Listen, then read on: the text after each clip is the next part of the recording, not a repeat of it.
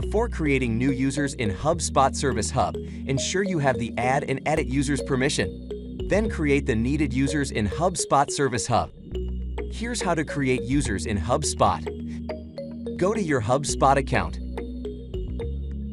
Press on Settings in the right corner.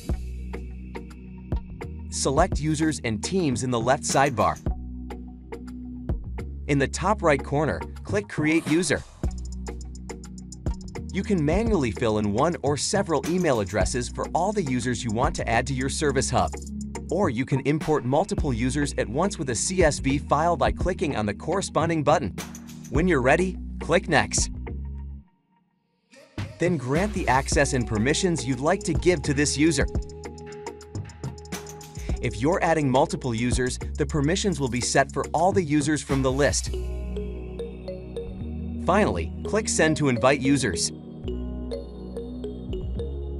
Now you can match users during HubSpot migration.